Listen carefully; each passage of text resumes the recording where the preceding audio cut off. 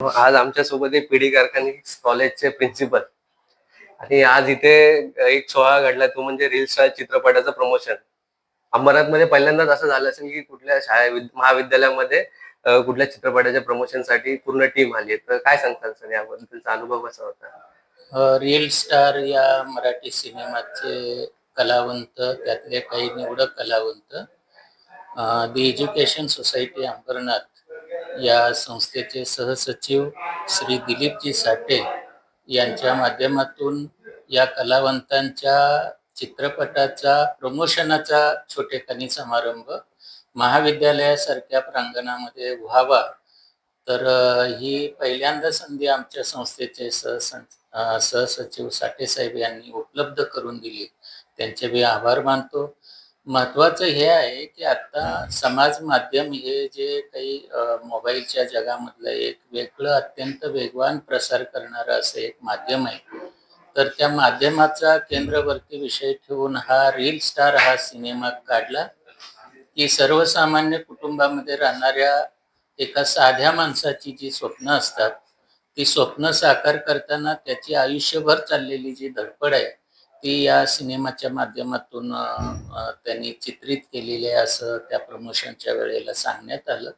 तर सर्वसामान्य कुटुंबातल्या होतकरू कल्पक हुशार मुलाची ही कहाणी असावी या चित्रपटामध्ये आणि ती आमच्या महाविद्यालयाच्या व्यासपीठावर तिचं प्रमोशन होण्याची संधी आम्हाला मिळाली.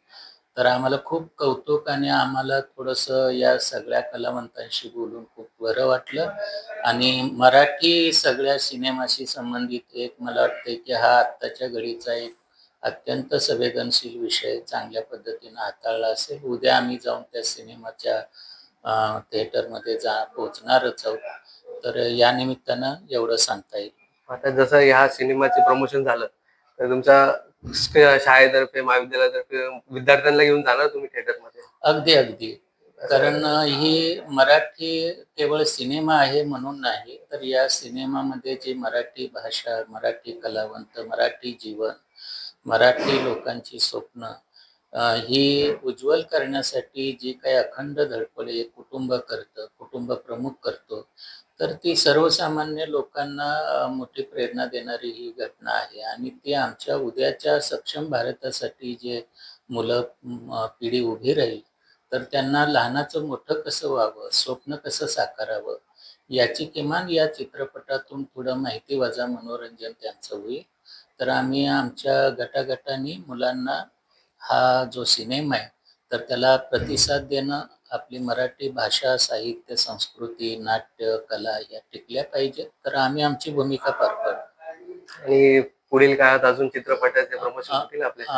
आणि आमच्या महाविद्यालयामध्ये जे काही आर्ट सर्कल आहे, त्याच्यानंतर आपलं समाजशास्त्र मंडळ आहे.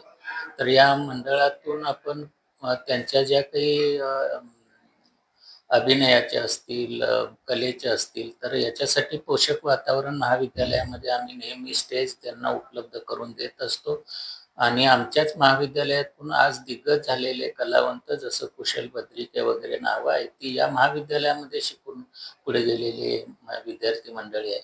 त्यामुळे आम्हाला अभिमान आहे. मुलांच्यासाठी आम्ही कलेसाठी पुष्कळ उपक्रम राबवतो. आता तुम्ही जसं नाव घेतलं कुशल बद्रिके सर, त्यांना तुम्ही ओळखता म्हणजे त्यांच्याबद्दलचा अनुभव शाळेत असताना कसे होते ते? मी या महाविद्यालयामध्ये 1993 ला लागलो आणि कुशलचा मला वाटतं या महाविद्यालयामधला प्रवेश 2002-3च्या काळामधला असावा आणि कुशल बद्रिके हा अत्यंत गरीब वस्तीतून आलेला, गरीब परिस्थितीतून आलेला एक चंट पोरगा होता, हुशार पोरगा होता. त्याला इथे वेगवेगळ्या माध्यमातून शिक्षकांनी आणि मुळामध्ये त्याच्या अंगात जी आवड होती तर त्या आवडीला खतपाणी घालण्याचं काम इथल्या मंडळांनी जरूर केलंय आणि तो स्वतःही काही मुलाखतीमध्ये महाविद्यालयाचं नाव घेतो. तर आम्हाला अभिमान आहे. आमच्या पुढेच त्या कलावंताची इथे विद्यार्थी म्हणून जडणघडण झालेली आहे. थँक्यू. असे असे अनेक कुशल बद्रिके आपल्या महाविद्यालयातून घडतील अशी सदिच्छा. आम्ही त्यासाठी प्रयत्नशील आहोत. धन्यवाद. थँक्यू.